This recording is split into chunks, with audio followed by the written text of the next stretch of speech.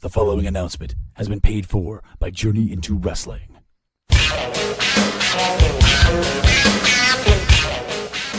Things seem to be changing around here, and I'm talking podcasts, brother. Journey into Comics Network and no JIW? Where's the wrestling? That's just it, brah. We're making a comeback. JIW is taking over. Butt stuff, podcastrophe, the Puhr Rapport, all these new guys on the scene. We're about to show them what podcasting is all about, Chico. Why don't you tell them when they can hear us, Nate? Every other Wednesday, right here on the Journey into Wrestling Network. Anything less is just too civilized.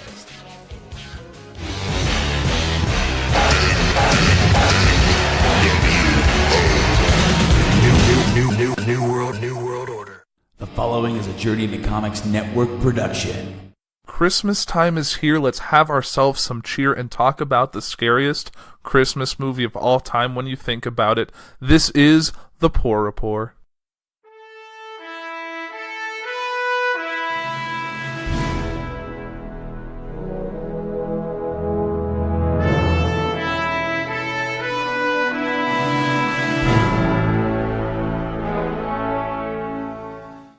Good evening, ladies and gentlemen. Welcome to episode 17 of the Puhr Rapport. This is the first Puhr Rapport to fall after Christmas, which is exciting. I know this time of year everyone's spending time with their family and friends and traveling, which is what I'm doing. So as you're hearing this right now, I am en route to Nashville for a little vacation. So that'll be nice. And I know this show typically follows political news and Trump and everything that's going on in the world. But it's the Christmas season, and episode 18 is going to be all about Trump. So, 17, I'm going to talk about Christmas. Now, everyone has a favorite Christmas movie, something that they've always watched on this time of year, like It's a Wonderful Life, or those classic, like How the Grinch Stole Christmas, or Rudolph the Red-Nosed Reindeer, the claymation movies, whatever someone kind of goes to. And since probably my early double-digit years, late single-digit, I don't remember exactly when the first one came out, but I've always enjoyed the Santa Claus movies, the Tim Allen movies, where, you know the whole story, he hears noise, goes outside, sees Santa's a roof, he falls off the roof, he sees the guy disappear, he finds a note, says Santa Claus, whoever puts on the suit becomes Santa, he puts on the cloak, all that, delivers presents, becomes the new Santa Claus. So that's that whole story.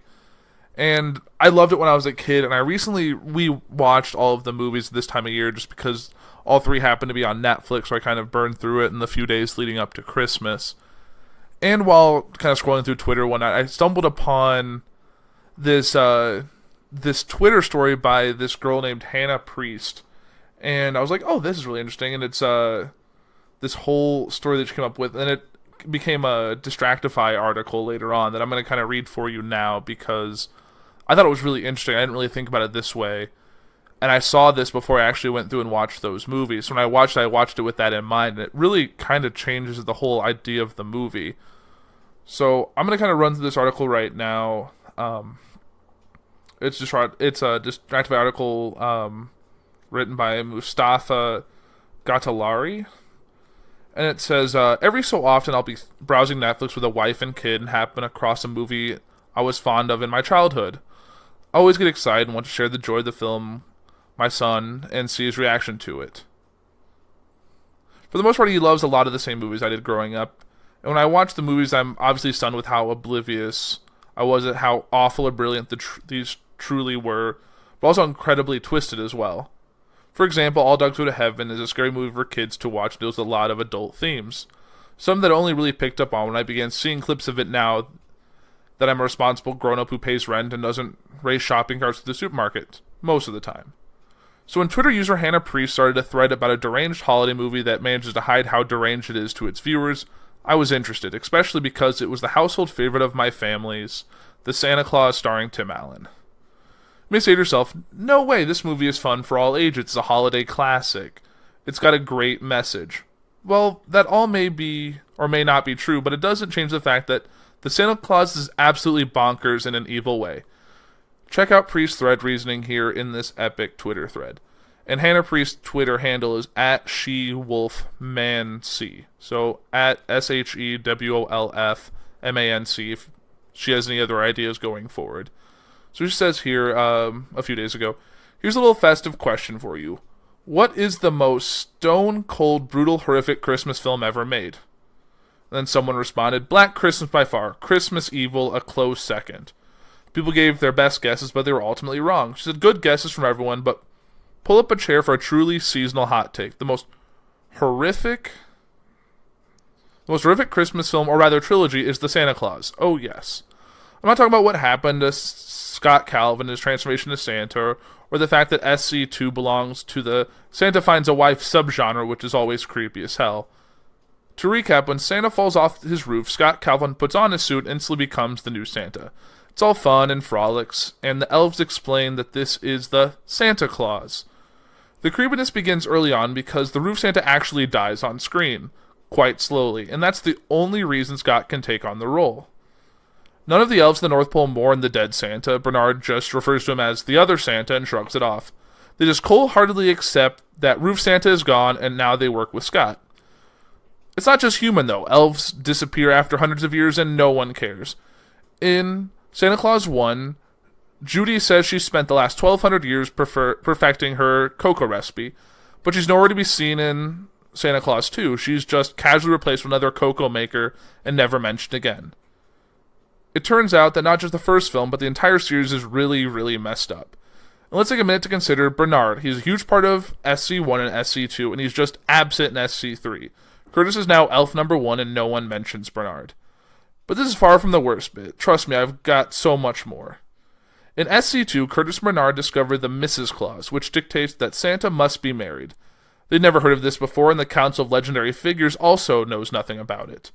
Curtis specifically says that he has been working with Santas for 900 years, that this clause hasn't come to his attention before. The obvious and chilling implication of this is that all previous Santas were married at the point that they donned the suit and invoked the Santa Claus, or they lasted less than a year before dying/invoking the escape clause. It gets worse. So where are the wives? Dear God, what happens to the wives? When Roof Santa dies, it's a matter of hours before Scott gets to the North Pole to take over, but there's no sign of a recently bereaved Mrs. Claus. What happened to her? In SC3, we see the Hall of Snow Globes, which has one globe for every Santa. There's about 50 to 60 globes in there. That's 50 to 60 former Santas who are presumably all married. 60 Santas over the history of Christmas means that the average life expectancy for a Santa is just over 33 years. Some of them have lived at the North Pole for much longer. And as we find from SC3, Santas are fertile in this universe, so Buddy Claus may not have been the first baby to be born to the North Pole. So where are the babies? Where are the wives? There are potentially 60 women unaccounted for in the film series, and the elves never mention them. The horrible truth is finally revealed.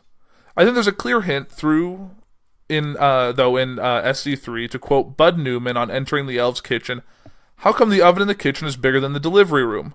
That's right, the North Pole may be full of a bunch of baby-eating cannibals. Why would elves need a massive oven? Santa delivers toys, not baked goods. Now think about how wryly the elves smile whenever someone comments on the flavor of their cocoa. The elves are clearly baking women and possibly children in their oven, then using the bodies to make ceremonial cocoa, which they then feed to future Santas. Well, boiling people down and drinking them is still cannibalism, just of the drinking variety. You don't need to chew human flesh to be labeled a cannibal, okay? And that's, my friend, is why The Santa Claus is the most horrific Christmas film ever made. So I saw this and I fell into the trap. I'm like, what in the world is this story? Because as you kind of get going on is that the story of the Santa Claus, you kind of look at the happy story about a guy who has trouble in his marriage, he's divorced, he has a young son who he tries to instill with the dream of a good Christmas and the mystery that is Santa Claus, and if he's good, he'll get this, and life wasn't going great for him. He worked for a toy company, and he's going to be doing okay there, but then his life is utterly changed by Santa falling off his roof, he putting on the coat, continuing the world of Santa Claus in SC2. Everything seems a lot happier with his son and his ex-wife and her husband, played by Judge Reinhold, which is always a fun role for him to play. And you get to see he's really become a better parent now that he's Santa than he ever was before. And then he goes through the whole thing with finding a wife, and then in the third one with the escape clause and realizing the stresses of his life, dealing with a baby on the way, a wife, the in-laws, and Christmas, and then the chaos that Jack Frost puts in, which Jack Frost is played wonderfully by Martin Short. And if we ever talk about this on Foods, I'll go into how much I really like those Santa Claus movies, even though some people probably think the second two are kind of trash. But I like the whole trilogy as a whole, and I would even probably go see a fourth one if they made it, but I think they closed the story pretty well, and I don't know where they would take it, especially considering Tim Allen's getting up there. He could probably still pass as Santa, but the elf in charge is like my age or older by now, so they'd have to bring in another one, and that would even further convolute things. I mean, I guess you could always bring back the original guy, but I think he's put on a good 100 pounds since he played Bernard, so that would be kind of hard to explain too. Yeah, I'm sorry about that. My computer decided to make noise during my recording. Awesome. But anyway, going on with the whole Santa Claus story and going back to what this Twitter thing, I didn't really think about the whole Mrs. Claus. I know these are just clever plot devices, like Santa needs to find a wife is a good way to move the story along and a way to take him out of Santa and create a conflict at home and a conflict at the North Pole and kind of create all this. And then the third one's the same thing with Jack Frost playing the primary antagonist and having him cause problems to push Santa to the edge to get him to escape and invoke the escape clause and have him go to his life is what it was, which kind of picks up with what's life when he looks like he's in charge of the toy company now, taking on his boss's role and has like a penthouse in Chicago from the looks of the scenery outside his window. And it was nice that they also cut in very nice bits from the original Santa Claus movie to show, because it goes back to the exact moment you became Santa Claus. But going back to what the Twitter story was of how the chaos of all these former Mrs. Clauses just vanishing or being murdered or what have you, and then the kids that are born with Santa Claus, if they have any inherent magical abilities, they don't really go into and explain that. So I think I could further elaborate that when the Santa Claus dies, maybe he doesn't necessarily die, but maybe it's almost like the escape clause. He goes back to the point as if he never was Santa. His life kind of continues on as if that never happened to him, and his wife and children join him in that alternate world. But we really don't know as much going forward, and it's trying to think about the plot of a Christmas family film. They're not putting a lot of depth into the understanding of this story. So I just thought that was kind of interesting to see a different take on that. And thinking of like the last like scary Christmas movie I saw was probably Krampus, which also was a little kind of hokey. It was a story of like the German Christmas devil who would take naughty children away and beat them with like sticks or something. And this one was more tragic and like murdered, and there was like Christmas dolls and stuff coming to life. It was a very weird movie, but it had Adam Scott in it and had a couple other familiar faces. So I think you should see that too if you want a weird, hokey, scary Christmas movie. But yeah, I kind of wanted to just talk about the Christmas stuff today and kind of the traditions, and I guess I kind of know what everyone else thinks about. I know when you get kind of a weird mindset change, like when you're a kid, Christmas is wonderful, and you go through and you're just so excited to see what Santa had brought you Christmas morning, and you just see that he ate the cookies and the milk, and that the carrots or the celery that the reindeer had eaten, and you get to kind of see all that excitement. And then as you get a little bit older, and to the point of when you stop actually believing in Santa Claus, either if it was your parents told you, an older sibling had told you before you should have known, or maybe you just figured it out on your own, or just no longer had the desire to believe. And then it just kind of moves forward that, okay, great. Then once you no longer believe, then it becomes a little more to you. It's just nice to spend time with family and friends and be able to celebrate Christmas the way you've always wanted to, and able to still do that and put more effort into the gifts you're giving to others, to you become an adult or become someone who's like over 18 who then enjoys more of not the receiving aspect of it, but seeing the expressions of people you give gifts and seeing their reactions to something you put in effort into, either finding the gift that compliments them the most or making them something or putting something of some personal significance that'll always make them think of some moment you shared, or like it's no longer. And then I think even goes further than that, like when you become a parent, then the whole cycle starts anew, because now you're the Santa in the story. You're the one who does the whole, not charade, but the one who